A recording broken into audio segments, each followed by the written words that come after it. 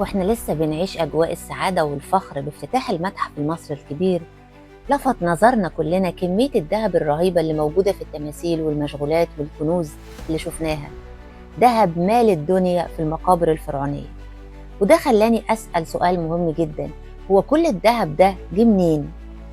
إزاي المصريين القدماء اللي هم أول ناس في التاريخ بتكتشف الذهب وتصنعه وتشكله قدروا يجمعوا ويحافظوا على الكميات الضخمة دي اللي خلتهم أغنى إمبراطورية في العالم؟ حلقة النهاردة هتكون رحلة خطيرة وممتعة لأرض الذهب، للكشف عن أقدم خريطة كنز في التاريخ. هنعرف قصة الأقزام اللي كانوا السحرة بتوع صناعة الذهب. طبعا قبل ما أحكي لكم كل الحاجات دي ما تنسوش الاشتراك في القناة واللايك والكومنت، وطبعا كالعادة لازم نبدأ مع بعض من أول السطر. مصر كانت غنية بالذهب لدرجة إن أحد الملوك في وقتها كان بيبعت رسائل للملك أمنحتب الثالث يقول له أنا عايز ذهب من عندك، أنت عندكم الذهب زي التراب. كتير مننا بنشوف كنوز توت عنخ آمون. تابوت توت لوحده بيزن أكتر من 110 كيلو جرام ذهب، وده بيخلينا نسأل الذهب ده كله جه منين، وإزاي عرفوا يستخرجوه، وإزاي عرفوا يحولوه للتحف الجمالية الخالدة لحد دلوقتي. مصر القديم كالعادة كان ذكي جدا، من أول ما شاف قطعة الذهب اللي بتلمع في الصحراء عرف قيمتها، وعرف ازاي يوصل لها، وعرف ازاي يستفيد منها. المصري القديم فهم من الأول ان الذهب ده عنصر مختلف، ان هو بريقه ما بيتغيرش ولا يصدأ وبيتحمل، وعشان كده كانوا بيحطوه دايما في المقابر وبيعملوه غطاء للآلهة. كانوا بيسموه جسم الآلهة، كأن الإله مصنوع من الذهب. الدولة القديمة كانوا بيستخرجوا الذهب من الصحراء الشرقية من مناجم زي وادي الحمامات، وطبعا كانت بتبقى المسألة صعبة جدا مش سهلة. وبعد كده في عصر الدولة الوسطى بدأوا إن هم أنظارهم تتجه للجنوب، اكتشفوا بقى إن النوبة فيها كنز كبير جدا من الذهب. النوبة كانت فعلا حرفيا هي كنز مصر الأبدي، كانت هي المصدر اللي بيخلي الفراعنة أقوى وأغنى ناس في العالم وقتها. كلمة نوبة أصلا باللغة المصرية القديمة معناها الذهب، كانوا بيقولوا نوب أو نوبو اللي هي الذهب، يعني كلمة النوبة هي أرض الذهب أو بلاد الذهب.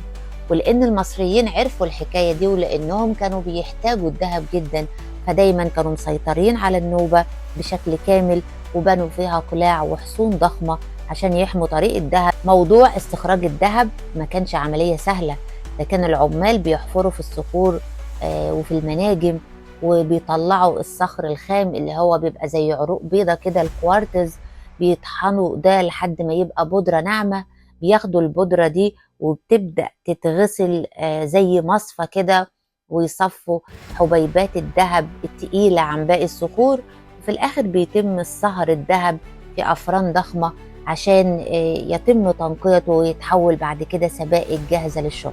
طول عمرنا نسمع عن كلمة خريطة الكنز، ودايما بنعتبرها قصة في الحواديت، لكن المصريين القدماء فعلا عملوا أقدم خريطة جيولوجية في العالم. الخريطة دي موجودة في متحف تورين بإيطاليا، واسمها بردية الذهب أو خريطة تورين.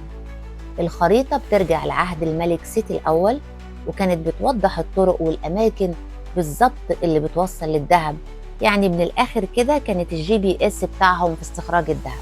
استخراج الذهب زي ما قلنا كان عملية صعبة جدا، لكن التصنيع أصعب. هم إزاي هيصنعوا الذهب، وإزاي مش بس صنعوه كحلي أو كزينة، ده طلعوا منه تحف. كفاية عندنا نشوف قناع توت عنخ آمون وحاجات كتيرة عشان نعرف إن هم حولوا الذهب لتحف حقيقية.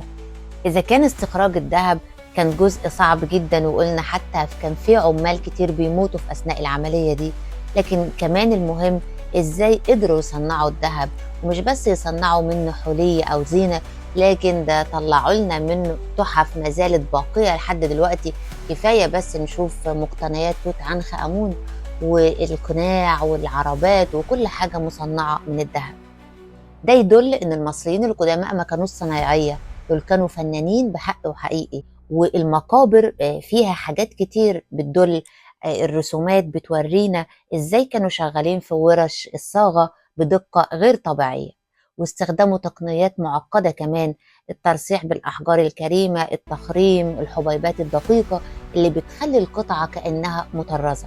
سر كمان لحد دلوقتي العالم مش قادر يوصله، وهو سر تلوين الذهب. الذهب دايما لونه أصفر، لكن المصريين القدماء قدروا إن هم يلونوا الذهب يخلوه أخضر وأحمر. لحد النهاردة العلماء مش عارفين بالظبط إزاي المصريين القدماء قدروا يلونوا الذهب. هل دي كانت طريقة معينة للخلط أو للصهر؟ وده سر من الأسرار الكتيرة للفراعنة اللي لسه محيرة الدنيا. الذهب بالنسبة للمصري القديم ما كانش مجرد زينة، كان رمز للخلود. عشان كده كانوا بيعملوا التوابيت والأقنعة الملكية من الذهب، وبيعتبروا زي ما قلنا بيسموه لحم الآلهة. قوة مصر القديمة قامت على قوة النيل وعلى ثراء أراضيها اللي أهمها كان الذهب اللي موجود في النوبة. كمية الذهب الكبيرة اللي ما زالت لحد دلوقتي بتبهرنا هي اللي خلت مصر قوة عظمى، وخلت كنوزها هي الأغلى والأعظم في تاريخ البشرية لحد دلوقتي. من بين كمان الحاجات الظريفة والغريبة اللي اتذكرت بخصوص الذهب، إن كان من بين عمال الذهب كان في فئة الأقزام. المصريين القدماء كانوا بيحترموا جدا الأقزام وبيعتبروهم بركة من الآلهة، وكانوا بيعتبروا إن هم عندهم كده يعني قدرة يدوية على الصناعة أكتر من غيرهم، وعلى الأعمال اللي محتاجة دقة زي الذهب. ومثال لكده عندنا تمثال القزم سنب في المتحف المصري لحد دلوقتي. أتمنى الرحلة تكون عجبتكم. وإيه هو السر التاني من أسرار الفراعنة اللي عايزين تعرفوه؟ ما تنسوش الاشتراك في القناة واللايك عشان تشوفوا رحلاتنا الجاية. أشوفكم على خير في الحلقة الجاية من أول السطر مع إيمان.